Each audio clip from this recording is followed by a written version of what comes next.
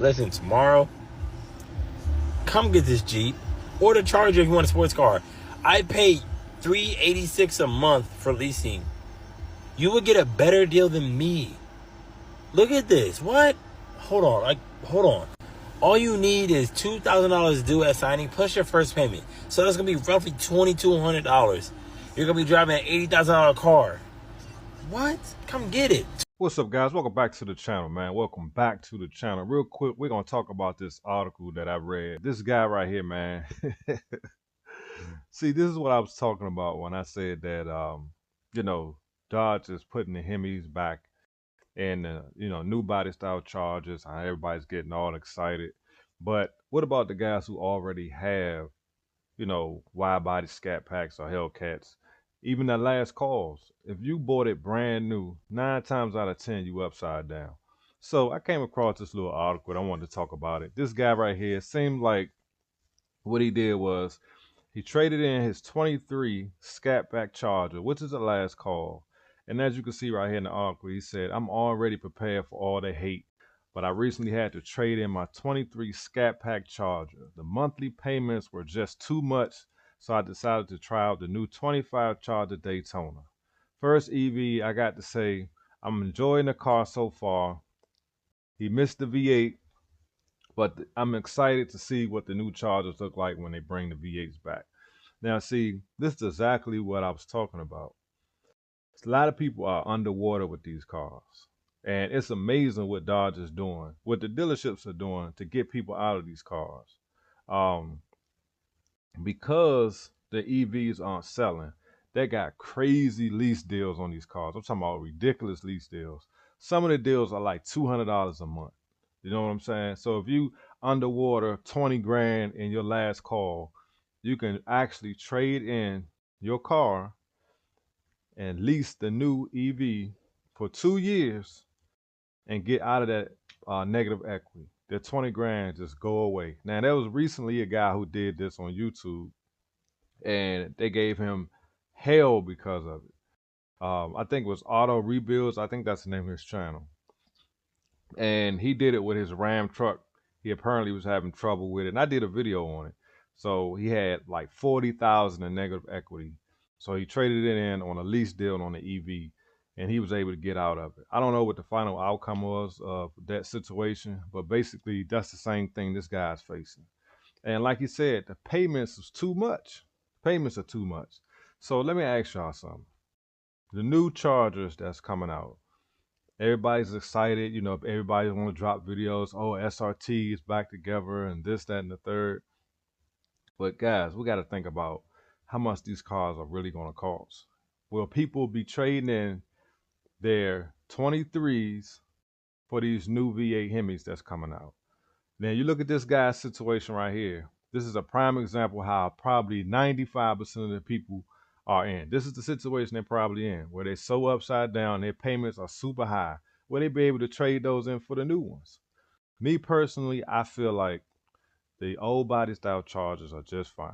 I think they should just update the interior, maybe change a few things on the outside, give it new rims, some new colors, and those cars would be perfect.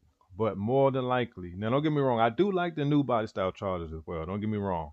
But more than likely, they're just going to put the Hemi in the new body style Chargers. They're not going to go back to these old body styles. And that old platform, I believe they done with it. I don't even think they got the machines to even go back and build these cars anymore. So with that being said, guys, we have to really consider that. It's easy to just keep making videos talking about, oh, this is coming and that is coming. But I want to talk to y'all from a real financial point, like a real financial standpoint. Those new Chargers are going to be super expensive.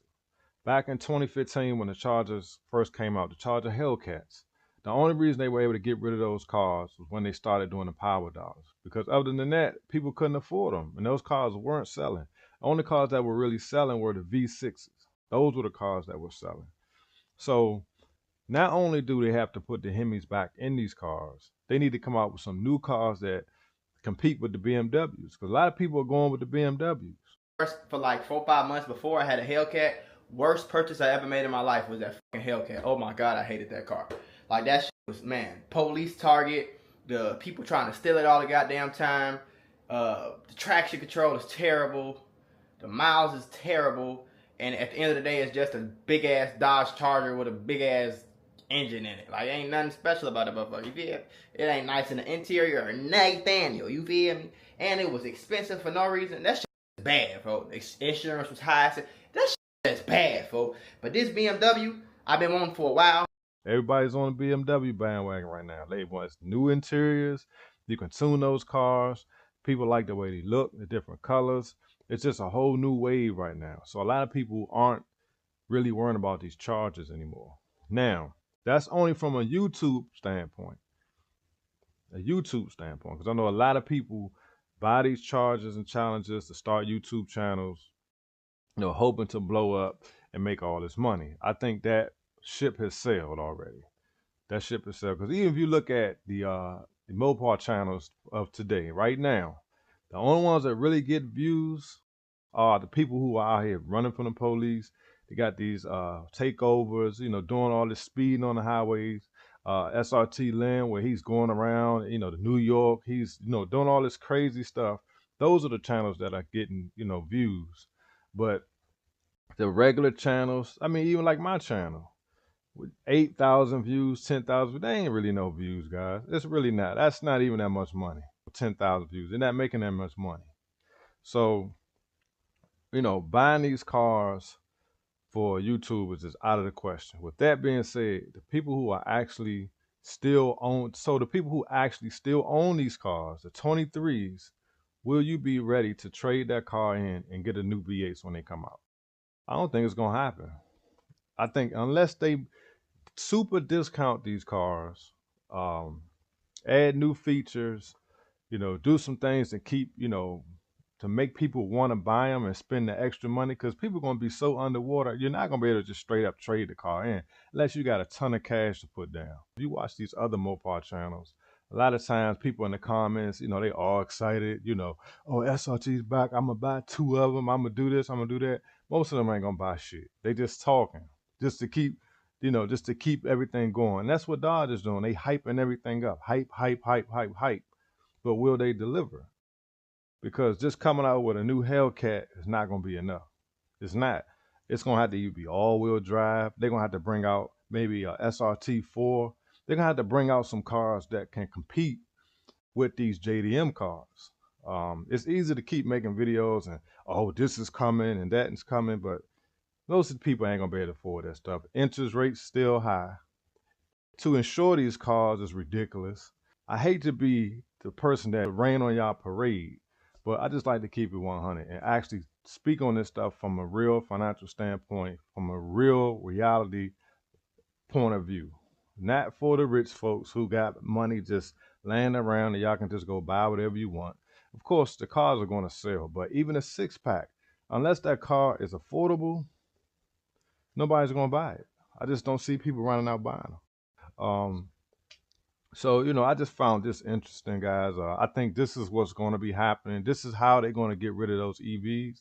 A lot of the people that are upside down, even if they're not EV fans, that's a way for them to get out from under their car, especially if you're not really driving it. What's the point of having a $100,000 car in the garage? You're not even driving. Then you got the people that saying, oh, it's going to be worth, so much money. Yeah, in 20 years. Like, who got 20 years to wait around for a car to be? It's just too many other options. Now, don't get me wrong, I'm a Dodge guy, but I just want to keep it real. You know what I'm saying? Like, I can sit here and keep coming up with videos that just keep hyping y'all up, but when you really look at the financial aspect of this car, I don't think most people are going to be able to afford it. Now, it would be smart for Dodge to come out with some stuff that's affordable. Like, the V6s were affordable. That's why they sold so many of them, because they look just like the V8s, but they were better on gas, and the price was right, and that's why they sold so many of them.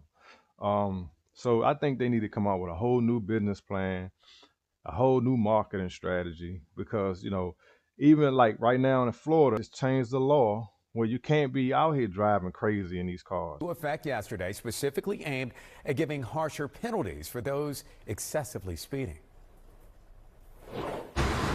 The law is aimed at drivers going 50 miles per hour or more over the posted speed limit, or someone who is driving at 100 miles per hour or more. If you're a first-time offender, you could face up to 30 days in jail and or a $500 fine. If you break the law a second time, you could face a $1,000 fine and 90 days in jail. Within 5 years, if you break the law a third time, your license could be suspended for 180 days or a year. But officers with Florida Highway Patrol say that the consequences are determined at the time of the incident, depending on traffic, the conditions, and the officer's discretion. You're going 50 over the speed limit on a 25 miles per hour. We're talking about a speed limit of about 75, 80 miles per hour, depending where we're at. 75, 80 in a zone where people live, it's not, I would say, safe. Versus you're going 50 miles the speed limit over a 70 miles per hour zone. Now we're talking about 120 miles per hour.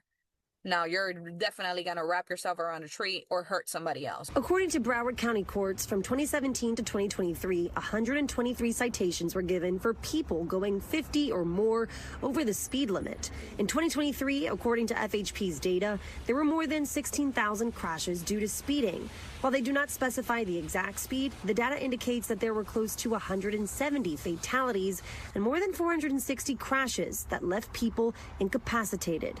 Anybody else in there? Like this crash from back in 2024 that left one man dead and multiple others injured. The driver arrested last month. Prosecutors claim they were driving at 123 miles per hour. Like, things have changed from back in 2016, 17, 18.